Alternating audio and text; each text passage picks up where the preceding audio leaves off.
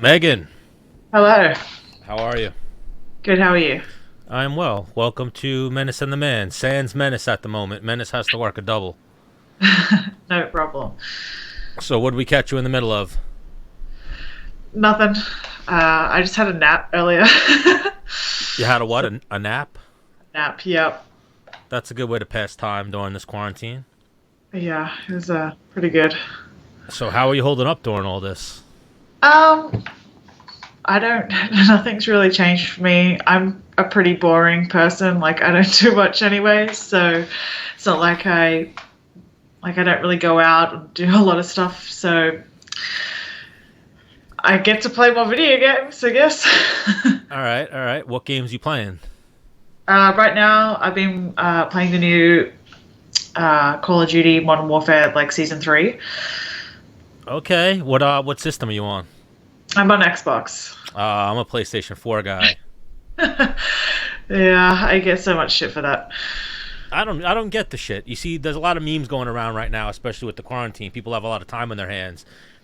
Have you seen them? They're saying like, so a PlayStation 4 player punches like this, an Xbox player punches like this, and then a person who complains about what system you have punches like this. You know, like a lot of memes like that going around right now. Oh, that's awesome. Okay, so what are you playing? Anything else, or just Call of Duty right now? I have the new Doom Eternal, so I've played that a little bit. But really, I've been trying to get good at this whole battle royale stuff. And how are you? How are you? Are you? I, dr- I dread the gulag. Oh my god, I I, hate it so much. I'm actually horrible. Like not horrible. I'm not good at the game yet. I'm good at the gulag. Really? See, Yeah. sometimes I'll be fire through the gulag, like one shot kills, and then I'll go on a stretch where it's just rough. I'm like, how are you not dead? Like I'm pretty sure I'm shooting you in the face. Like how are you not dead? So how many hours a day would you say you're gaming? I would say at least like 5 a day. Really? And now Uh, I've noticed you live stream now on Twitch. Is this something new? I'm about to start. I just got a webcam, which has been really hard to find because everyone bought them for work because they have to Really? work now. Oh, So yeah. the webcams have been like MIA. So I found one, and so I'm about to start doing that in like we're gonna test it out over the weekend. So yeah. Okay. Are you looking forward to that or? I am, but I'm also like a little nervous.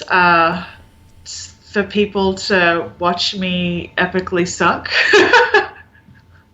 Yeah, but it's a good thing. You know, you're giving back to your fans a little bit. That's actually how our show morphed into video. Was Menace is a video game player, Oh, and that's all. he used to Twitch, and then it turned into from that us deciding we should do video. Oh, that's awesome. Yes, I noticed you have a little podcast thing as well too, right?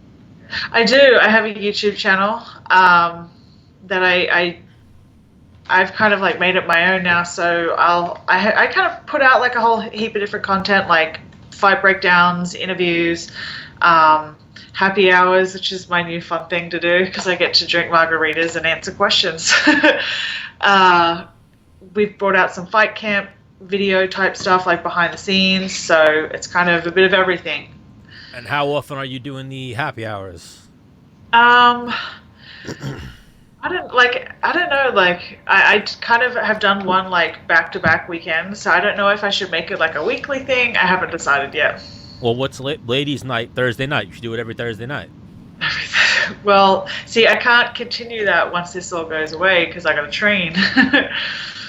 So Just I will like set I guess like a day or a time that is consistent and like it doesn't get in the way of training once that kind of all starts again. you could do like some placebo effect thing though. Get a bottle of vodka, fill it with water, and then just keep drinking with people. Yeah, I could. Well, that's what we plan to do. Like me and one of my friends who I game with. Actually, he's they're on Instagram too. Video game chats. We're gonna stream together, and some of the games that we might play is like every time you die, you gotta take a shot. Yes, something that me and Menace do sometimes when we watch fights. That's what we do. That's awesome. We'll have we wind up just drinking constantly, so it'll be like every time your guy gets punched, you got to take a chug. Every time you lose a round, you got to take a chug. Every time your guy gets taken down, you got to take a chug.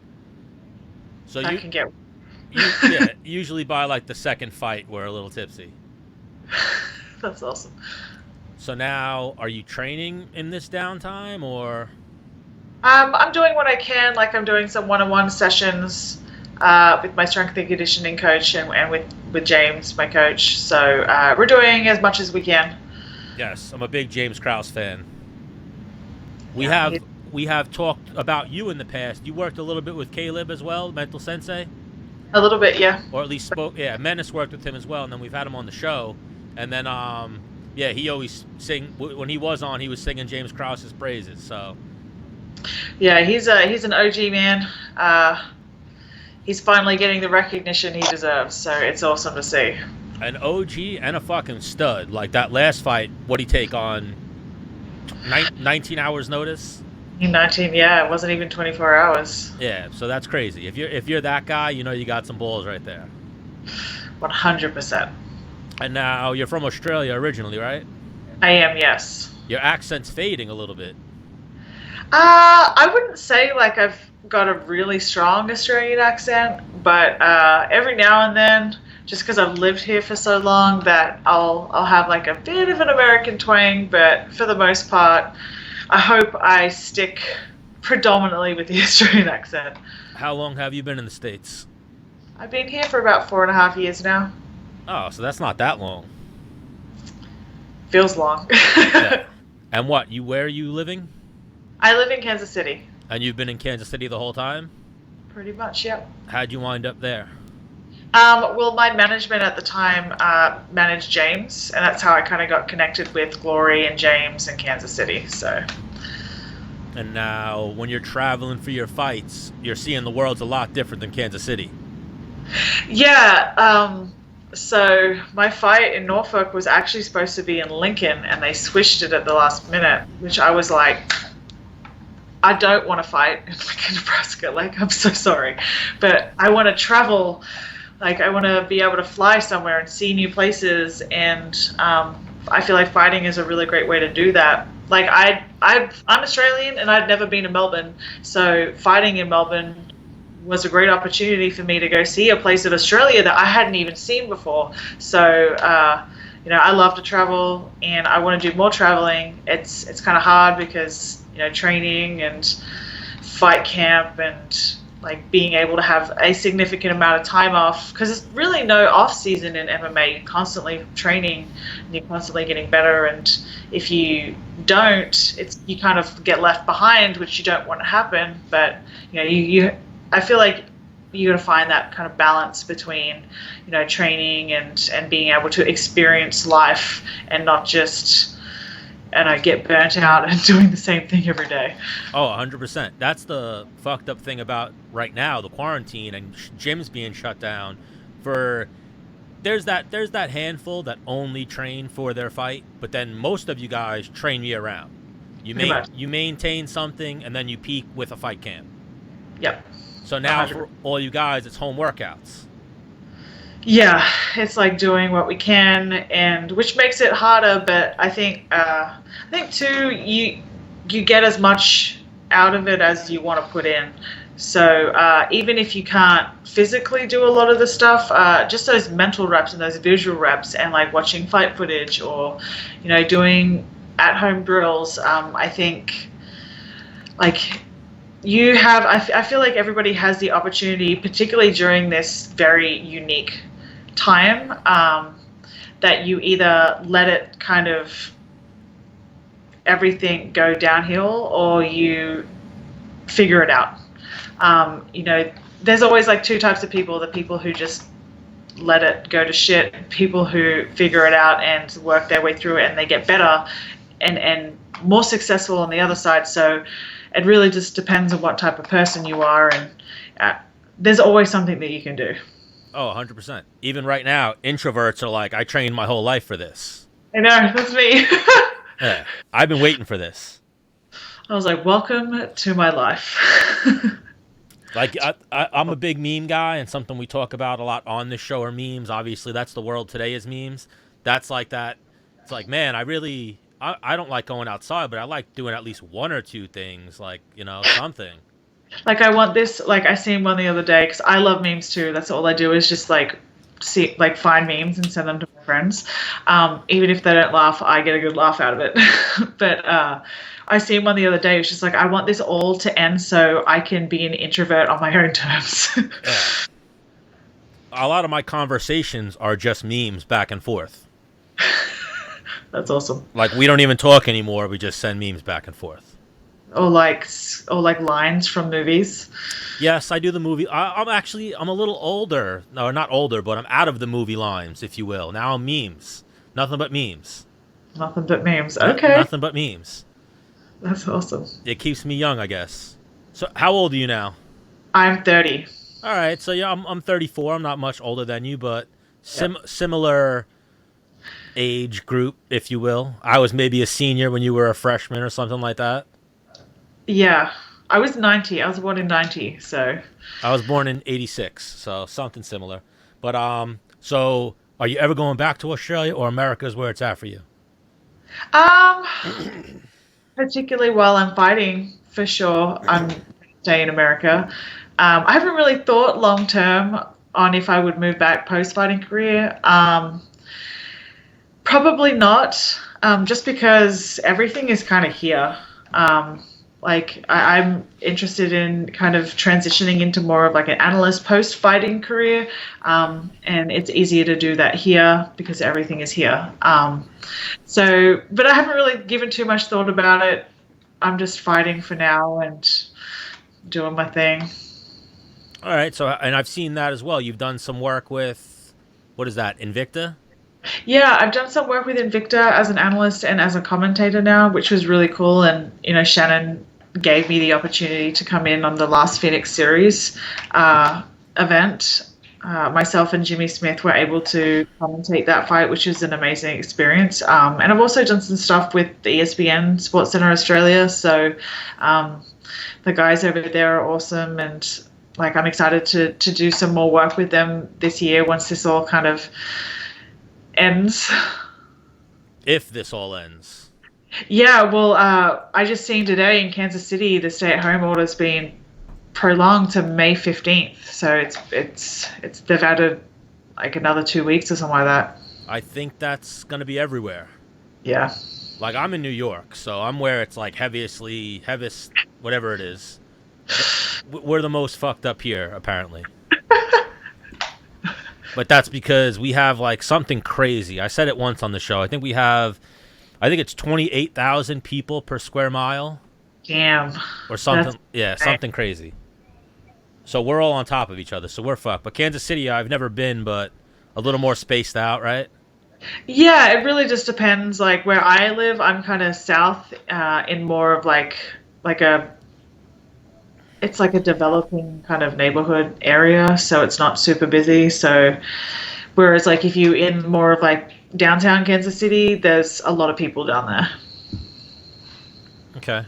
And so now it's Kansas City and that's it. Are you planning on moving somewhere else one day? I have no idea. Like maybe if the opportunity presented itself, and it was a logical decision for me and my career and what I wanted to do. But at least while I'm fighting, it's Kansas City because I have my gym here and it's convenient. Now, your own gym, or you're talking about the gym you train at? The gym I train at. I for sure don't have my own gym. What'd you say? I for sure don't have my own gym. Why, you don't feel like you're ready to teach people? No, like I've never really like aspired to have my own gym or to be a coach and stuff like that. I have done some coaching at Glory, which I enjoy and I love to do. But like I'm kind of at a point right now where like I really want to focus on solely just training and fighting, and getting more opportunities to go and do things. I need to have the flexibility that I don't have to worry about trying to find somewhere to cover my classes or, that type of stuff. So I took a step back from coaching this year so I can kind of focus on my career solely and getting more opportunities to be able to travel and do more analyst work or do appearances or whatever it may be. Now, did you have anything lined up fight-wise before this whole thing happened? No, I was lucky. Like I fought maybe 2 weeks before 2 or 3 weeks before everything kind of got crazy. So I feel like incredibly blessed that I was able to fight and I was able to get that paycheck because a lot of fighters like we don't get paid like other sports. Like a lot of us we live paycheck to paycheck, so we live fight to fight. And the people who over this period of time that weren't able to get that paycheck, like man, I kind of feel for them. And I know Dana kind of came out and said like, don't worry, we're gonna have the same fights and you'll get the fights in your contract. I said, and then that's all well and good, but during this couple months where like fighters were expecting a paycheck that they didn't get, like what are they supposed to do during this time? Like that's where I'm kind of like, hey, this is like something's got to change. Like we need to have a salary or something because like when shit like this happens, you're leaving your fighters literally with nothing. Oh, 100%. And something that irritates the shit out of me is like we don't consider ourselves MMA media. Me and Menace always say we're just two idiots that get fighters on and we ask you questions that other journalists don't ask. I hate the people that are saying like, oh no, fighters don't need to fight, blah blah blah. Yeah, they do. They want, if they're willing to and they want to, they need to. Where you can watch it on TV, it's not the NFL, it's not Major League Baseball. Exactly like you said, you guys don't get a contract or a salary. I was looking like a couple of weeks ago. I was watching like because I follow Sports Center, and they were putting up all the stats for like the NFL contracts because they were kind of doing all that a couple of weeks ago with the current roster before they do the draft. I was looking at some of those contracts. I'm like, you've got to be fucking kidding me. I should have been born a male in America playing football or basketball or baseball. It just blows my mind the type of money these guys are getting, and like I for sure am jealous. Oh my god, yeah, they're making millions, and they don't have a year-round sport. I mean, maybe it's year-round in the aspect that they need to train year-round, but it's not year-round as far as like you got to stay ready. They're getting ready for a certain date. They know when they got to be ready by. Yeah, and that like I kind of like threw like a question, like I kind of said something about it on Twitter, and someone kind of responded, which is like, oh well, you don't play 15 games back to back. I'm like, yeah, but they also don't cut weight every time they play. And what is that? Who plays 15 games back to back? Baseball, basketball? I don't know. Fighting's a lot harder. Yeah, like I feel like they're all hard in their own aspects, but I feel like for the trauma and the stress that you put on the body as a combat athlete, I think we for sure should be compensated for that. Oh, 100%. And even the risk factor, like football, I get it. Football's dangerous. But basketball, baseball, the most dangerous thing about baseball is if you get hit with the ball. And even then, like, that's like equivalent to a punch, if you will. And that's like, I would say like, in terms of trauma, I would say like football and MMA are very similar, and like combat sports, just for the fact like it's not just the game that you're getting the trauma. It's like the hits, the punches that you're getting in training. Like even if it's light, that's still a form of concussion. Yep. And with football, like they aren't doing that type of training year round. MMA, we are. Like we're sparring year round. We are grappling or doing some form of physical like concussion induced sport year round, and I definitely think that we should be compensated for that in time. You know what, something else we've said here on the show before, right now, I don't know if you get the terminology of it, but you remember in the NFL they used to wear leather helmets. Really? Yeah, so now they wear the big plastic reinforced or whatever they are helmets, whatever composite, whatever the fuck they're made out of. They used to wear leather helmets. That's where MMA is right now. You guys are still wearing leather helmets a little bit. Yeah. You guys, I think they just had, 25 years of UFC. We're in like year 27 of UFC. Valley Tudor or MMA, you could say, is a little longer, but As far as like sport regulated, you guys are in the 28th year right now. Yeah, we've MMA has a long way to go, and I'm excited to see like how it progresses, particularly during my career, and I hope that I can be a voice for change, for the next generation. But we touch on it sometimes here, but we try to walk on eggshells a little bit as best we can, just so we don't get the backlash. You got to watch what you say, too. Yeah. Oh, I know. Yeah. Oh, I know. Like, you can't talk bad about Reebok. But then it's weird, because some people can talk shit about Dana, but then other people can't. Like, some people have talked shit about Dana, and then they got rewarded for it. Other people have talked shit about Dana, and then got fired, the rug taken right out from under them. Yeah, I kind of try to stay pretty neutral. Yeah, and even the fans, the fans hate on Dana a lot too. I fucking love the guy. Oh, he's such a smart businessman. Yeah, like such a smart businessman, and I honestly think that the sport of MMA wouldn't be where it is now without him. Yes. So he has been a very big influence on the direction and the growth of mixed martial arts, particularly over the last 10 years. But there's always room for growth, and there's always room for improvement. Yes, where right now we're in the leather helmets, we're about to get the real helmets. If Dana wasn't around, we'd still be doing it with no helmets. Yeah. If even doing it at all. Like, the sport wouldn't even be anywhere near where it is right now. Yeah, and you know what's really funny? So I used to be one of those people that thought MMA was like super barbaric. Understandable. I was like, this was like back in the day when you would have a fighter with like no glove on one hand, a glove on the other hand, and they were wearing one shin guard, and like there was no unified rules. And I was like, oh my God, what are they doing? Like, this is just barbaric. And it kind of was. It really was back then. But we wouldn't be here today without those, early days. Oh yeah, the pioneers. And now, so even like we do touch on this sore subject a little bit. Do you have any concern as far as CTE or physical damage, things like that, long term? Oh, 100%. I think about that all the time. I think that's one of the reasons why I feel like we need to be compensated. And like I watched that movie with Will Smith, and this was like a couple of years ago when I was I'd maybe been doing it for 3 or 4 years, and like now a couple of years later, I'm like, oh shit, this could be a real thing. It definitely is something, not just longevity in the sport, it's longevity in life. Like, I want to be able to write my name when I'm 40 years old.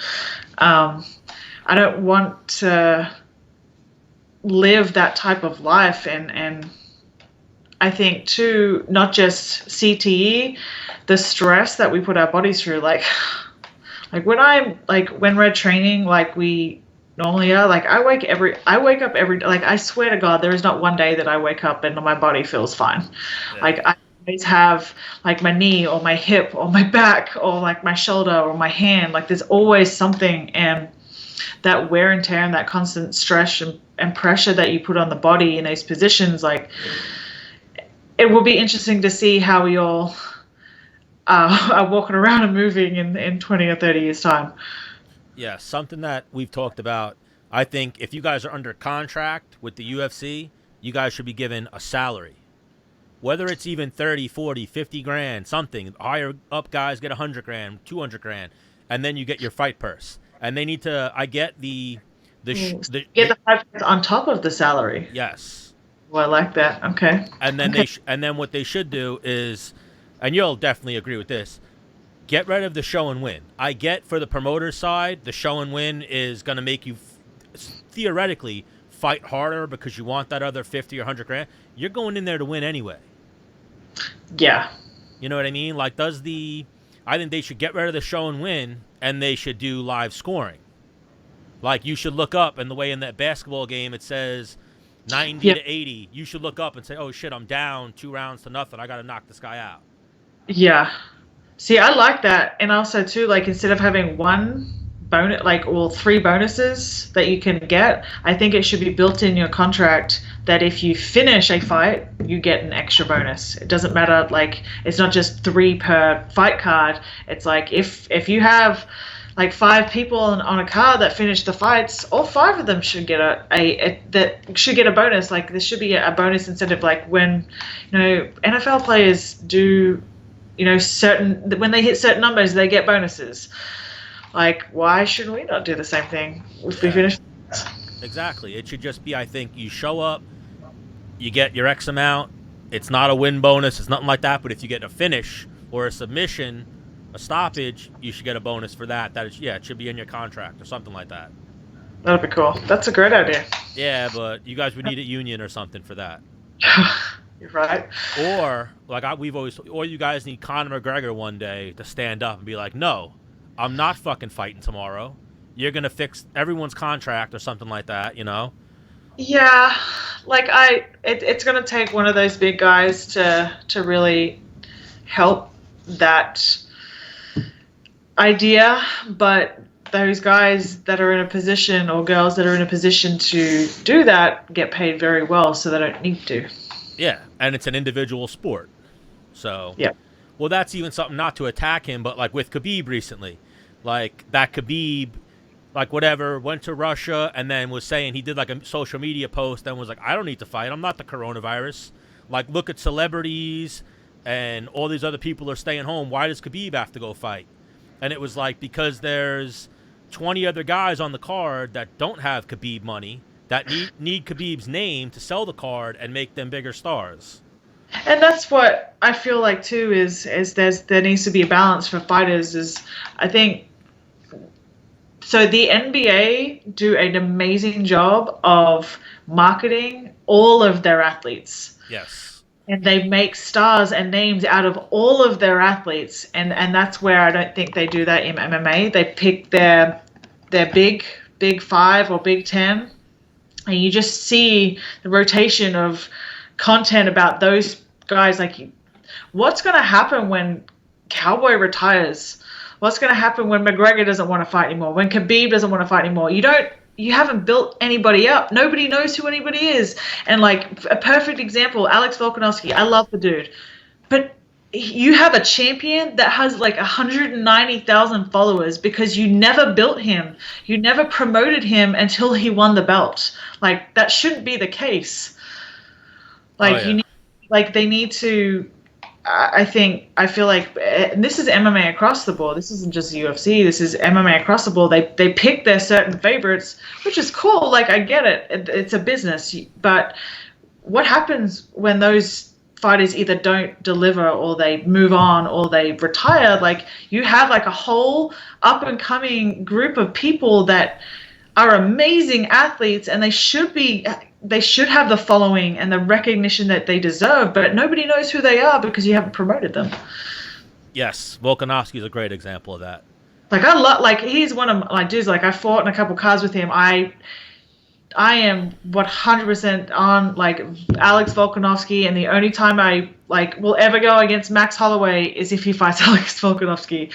But that's a perfect example, because like, you have a champion who is on like a 10-fight win streak that nobody knows because you never promoted him for his like 7 fights he had in the UFC before he had his title shot. It's not like he came in with like a couple fights. He's been in the UFC for like 4 or 5 years. Yeah. Oh, we just had Alex on the show, actually. Yeah. After playing phone tag a little bit, because I don't know if you're familiar with him. His coaches when he's in Thailand at Tiger Muay Thai, the Hickman brothers. Yeah, I think so. Like, the name rings a bell. They train Valentina a little bit. They trained Alex Volkanovski a good amount. They train a little bit with Adesanya, Tai Tuivasa. A lot of Australian guys or New Zealand fighters and Russian fighters. They used to go out to Tiger Muay Thai. It used to be super big. Yeah, they trained Peter Yan too, I believe. They trained a bunch of guys. But so they went to, the younger one went to college with Dennis. So that's how we've always heard of Volkanovski before he was champion, Alex Volkanovski. So pretty much every time he's fought, no matter who, like he's fighting Chad Mendes, I'd be like, oh, I don't know, fucking Chad Mendes is good. Dennis would be like, Volkanovski's going to win this fight.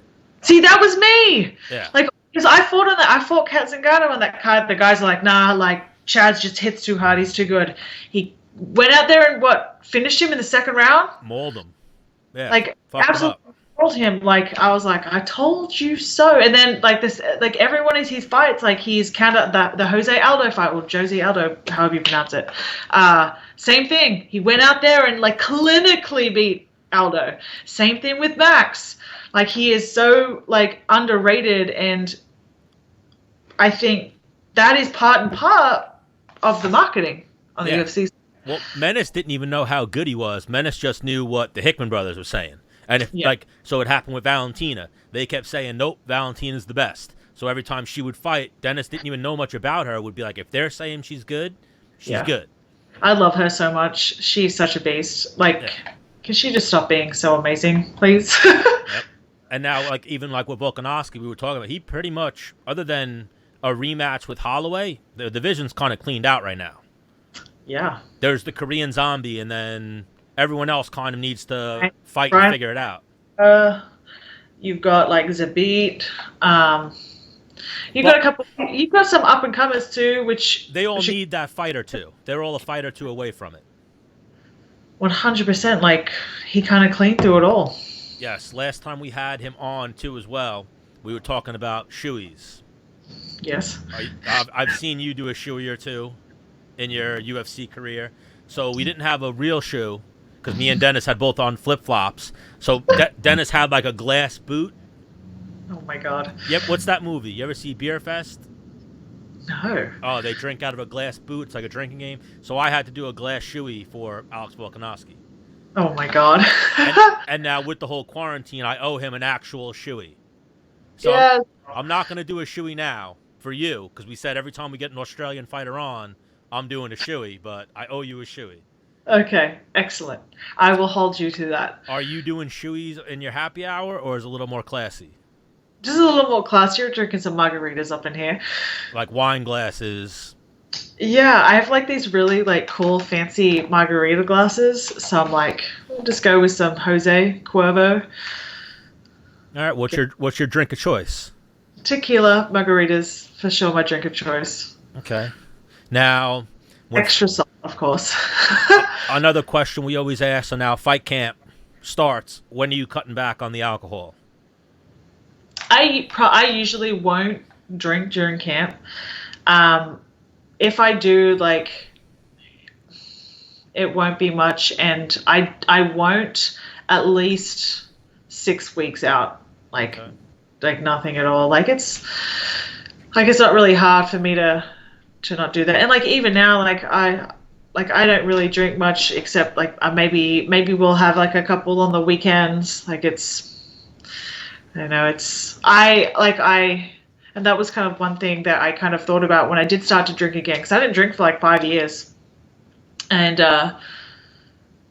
like because I was in like a bad place and I was using alcohol in the wrong way, and that was kind of one thing that I wanted to make sure this time is, you know, I wasn't going to slip back into those kind of like unhealthy habits and using it as an escape for not dealing with shit or anything like that. And so I've kind of tried to be responsible about it.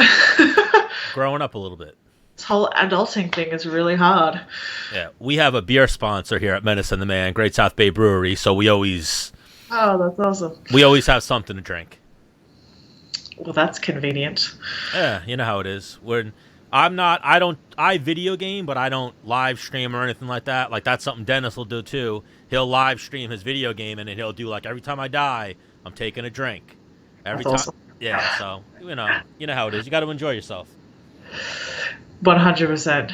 So, a couple other questions I got for you. Felicia Spencer, someone you fought already, about to fight Amanda Nunes at 145, your division.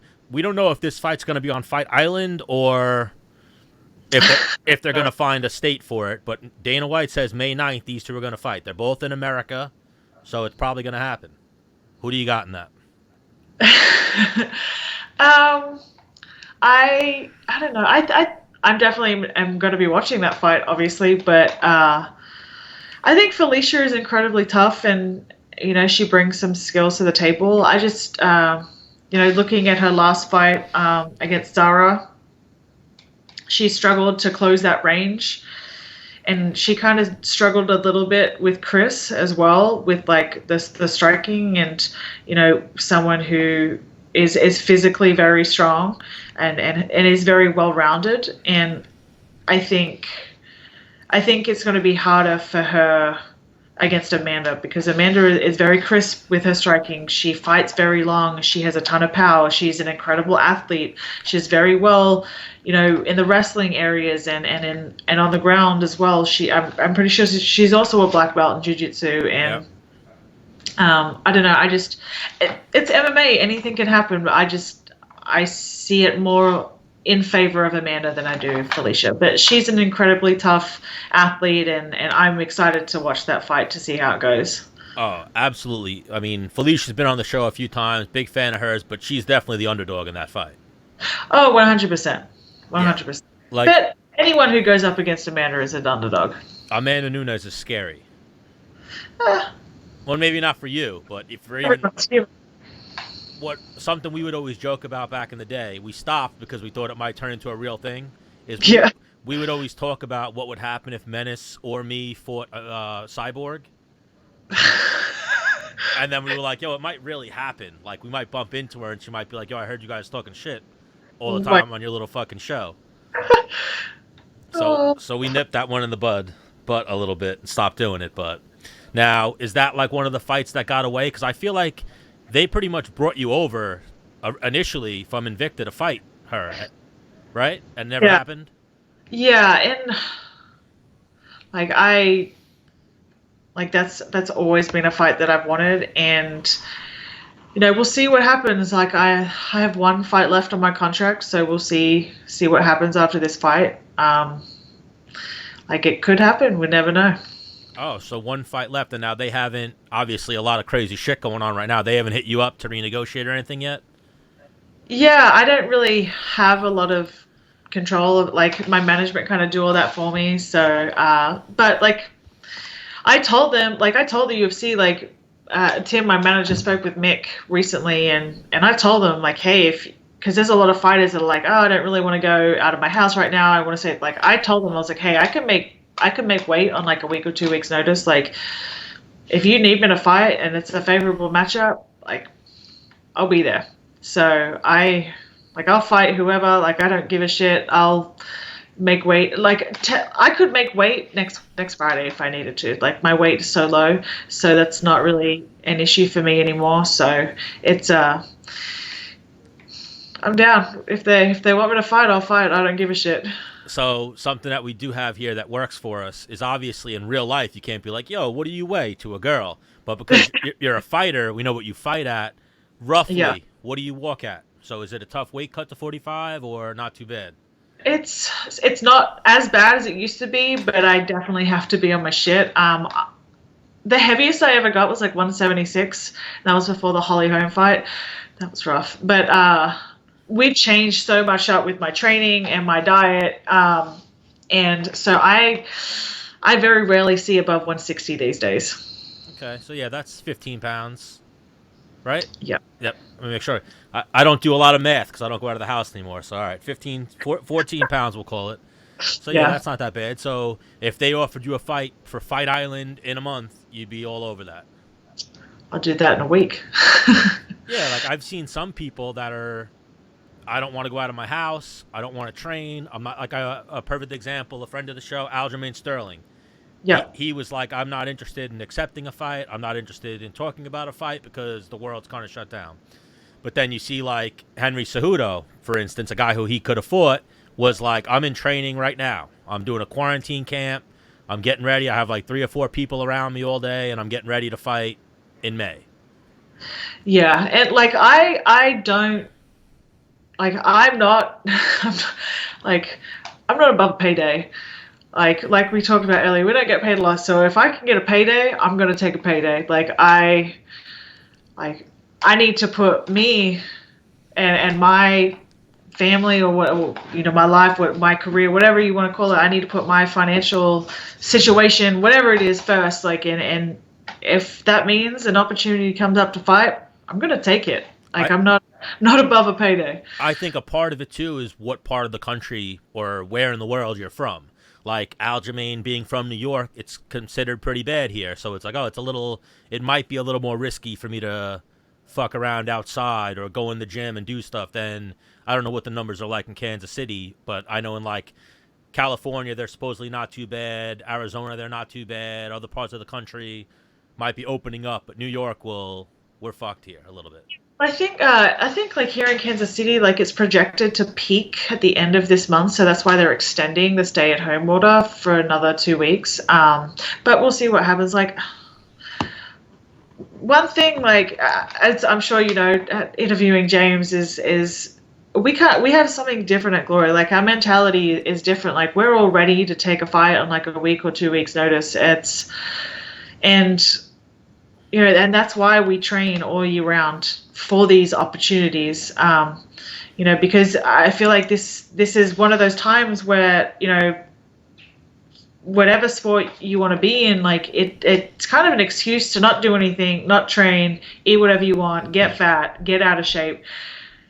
That's going to hurt you in the long game, because it's going to be so much harder, so much longer for you to get back into the shape that you need to be in to start camp or to start whatever it is. And that's why, like, all of us at Glory, man, we're staying in as best shape as we can, like keeping our weights down, because eventually this is going to end.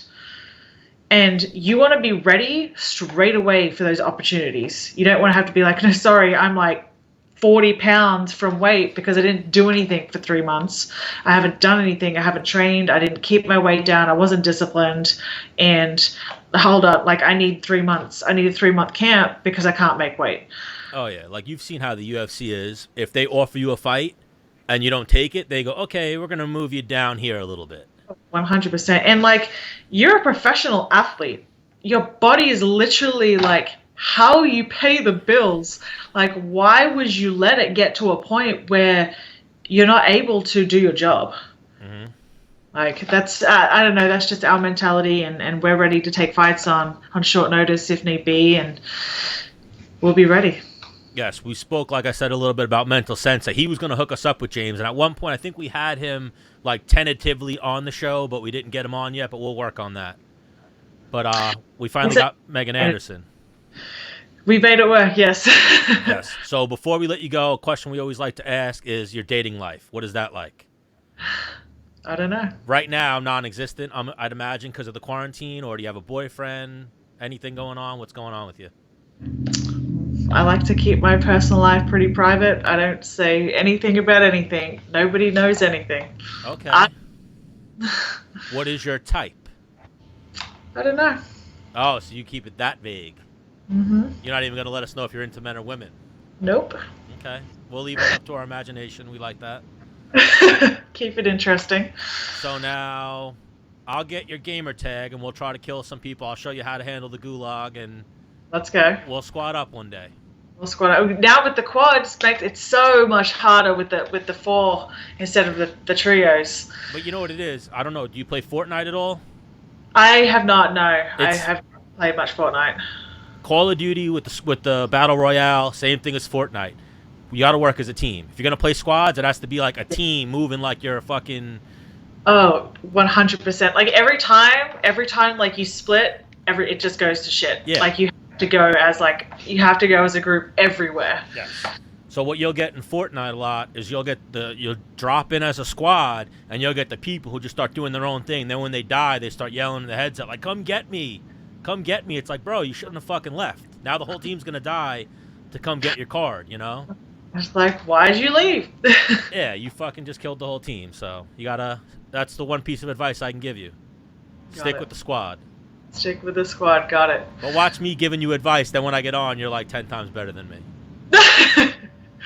I'm getting better. I'm putting in some solid hours, so I'm getting better. I'm pretty good though, so I'll give myself that. I'm not bad at video games. I have a lot of time on my hands. I feel like we all do right now. Everyone's playing video games. So before we let you go, what do you think of Fight Island? Like, you think Dana should be putting that on? You're happy with the fighters getting the fight? I can kind of see both sides. Like, I can see, everyone in against, like, oh, like, we're in the middle of the pandemic. But on the other side, I miss live sports. I'm sick of watching reruns of everything. Like, I want to see some live sports again. I'm a huge fight fan, so if he's going to put fights on, I'm going to watch. Like, I don't care. And I feel like each individual is responsible for their own actions, and if they want to go fight, who am I to judge? Yeah, that's where, I'm not speaking down on Dana, but that's where he messed up, was trying to do that fight in California. California is a fucked up state. The Democrats and the politicians in California, they're like, they don't fuck with Dana. They don't fuck with the UFC. They're not into it, so they shot that down immediately. California, too, their athletic commission is like the strictest as well. The athletic commission is good. Because it wasn't the athletic commission that shut them down. It was... Yes, yeah. It was a politician being like, I don't like the way that doesn't feel right to me. I don't like that.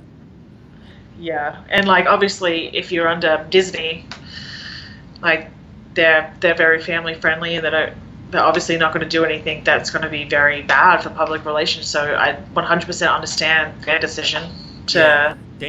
Dana was trying to keep it quiet, and he wasn't letting people know where the fight was going to happen. Yeah. And then once they finally let it out, people started sending letters, and the whole thing got shot down within a day. Yeah. Crazy. Yeah, that is crazy. But like, I hope that May 9th can happen. Like I would like some live sports again. And I think hopefully this all kind of doesn't go away, because it's not going to go away for a long time, but it kind of lessens in the next couple of weeks, and we can all kind of get back to some normalcy. Yes, and hopefully it happens with the UFC, and they are the first sport back, and it continues to make the sport blow up, and you guys can get some more money. Yeah, that would be nice. I feel like we're all not too good for some bigger paydays. Yes, absolutely. All right, Megan, we appreciate the time. Thank you for joining us. Thank you to Jassy. Is it Jassy or Jackie? I thought, is it JC? Yeah, it might have been a weird spelt Jackie, but thank you to JC from Paradigm for setting this up, and we'll talk to you soon. Don't be a stranger. No problem. Thanks so much for having me. All right. Be healthy and well out there. I will. You too. Goodbye.